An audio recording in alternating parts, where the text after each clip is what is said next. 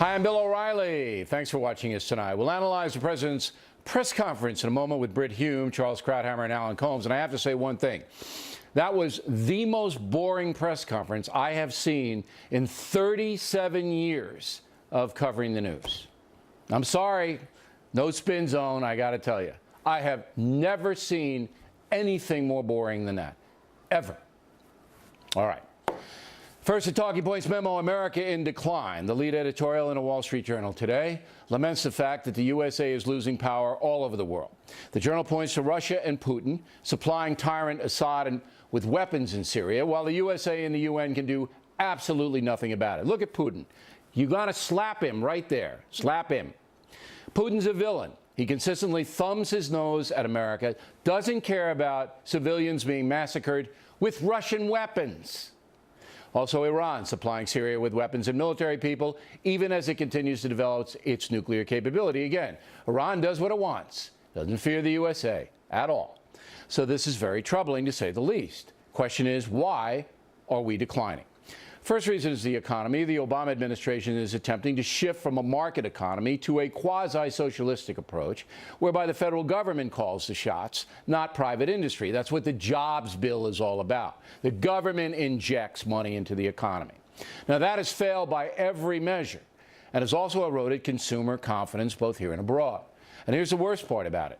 President Obama has to know that the reason Europe is collapsing economically is because they abandoned the market economy. Greece, Spain, Italy, all entitlement states, all going bankrupt. Yet the president makes no attempt to downsize government in this country or to reduce the staggering debt that we have. He wants to spend more money. Again, all of that erodes confidence in the United States of America. Now, on the Republican side, there's no question that the war in Iraq hurt the USA. Cost nearly $1 trillion and put heavy pressure on our military. And for what? Yes, the Iraqis have some semblance of freedom, but they certainly don't appreciate what we did for them. The war in Afghanistan was a necessity. Iraq was not. Fighting two wars over a 10-year period has drained our military, allowing Iran to believe we're not going to confront them. So the Wall Street Journal is correct. America's power is in decline. The good news is the situation can be reversed. A return to the market economy and aggressive capitalism can rebuild what we've lost. Our military remains the finest in the world, our technology is the best, and the working men and women of America have no equal. But this country needs to harness those strengths fast. And that's a memo. Now, for the top story tonight, let's take a look at the boring press conference of all time. Here now, Fox News analyst Alan Colmes. You know, you always say it's boring. What do you expect? Busby, Berkeley, dancing girls, fountains? I mean, you know, this was a economic summit. What do you expect to go on there? You tell me that's not boring?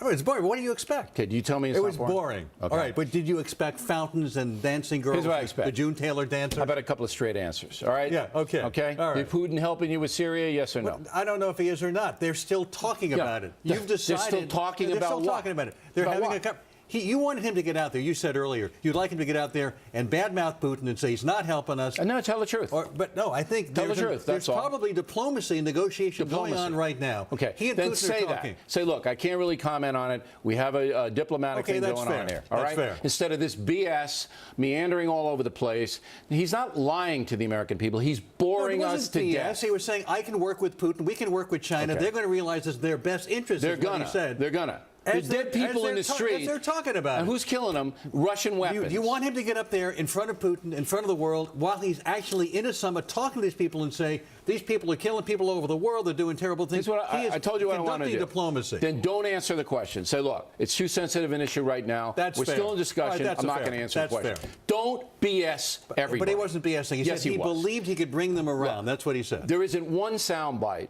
We were going to do the same thing with Alan that we were going to do with Hume. Yeah. Pick a soundbite. There's no soundbites. All right, it's all BS from top to bottom.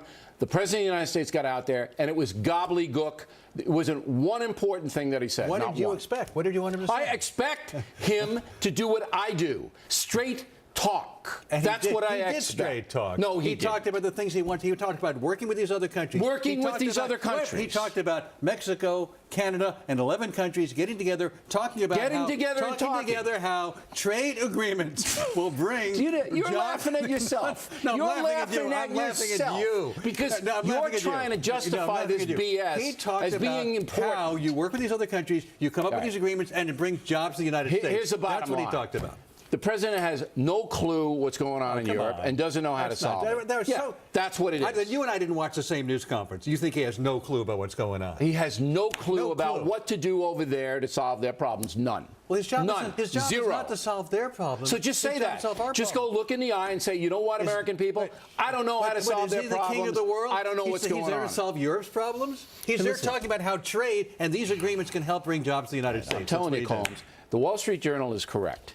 Our power is ebbing away here because the leadership of this country conducts itself like that. Well, you were right when you said it's because of a war in Iraq, which you never fought. That hurt us. And I think we're spending too much time in Afghanistan. I'd like to get out of there quickly. Well, we spent $1 trillion in Iraq, and you're right, that did hurt us very much. We don't have any leader. Look, the President of the United States gets up there and for 20 minutes or 25 minutes speaks in Swahili. Oh, come on. Nobody knows what he's talking about. Nobody, all right? He's just meandering on. There's a pathway here and a light at the end of the tunnel there, and they know the urgency here, and maybe they'll have a conference there. I don't know what you were expecting. His job is to give hope and talk about that pathway. How can you justify that kind of a performance? Because he's talking about how we are talking with these countries. It's going to bring jobs to the United States. Yes, and these agreements that he is cementing at this summit brings jobs back to Pittsburgh and Cleveland, as he mentioned. That's what this does. That's why we have these summits. Look, and you just want to renounce the whole thing. I am telling you that the President of the United States has to lead the world, all right? And he's not, because he doesn't know what he's talking about. And it was quite clear tonight that he doesn't know. I think that's clear to you. That was not clear at all. It's clear that he is on top. You think he got one vote from anybody in this country from that press conference? I don't know if anybody was watching, except maybe those who watched. Nobody was watching because their couches collapsed. But this was not about getting votes. And in fact, if it were, you'd say, oh, he's just playing politics trying to get votes. No, I wouldn't say that. You know I don't do that kind of a thing. All right, let's get rid of Colmes because he's not going to know anything. He's gone. See you later. Thank you. Charles Krauthammer, weigh in.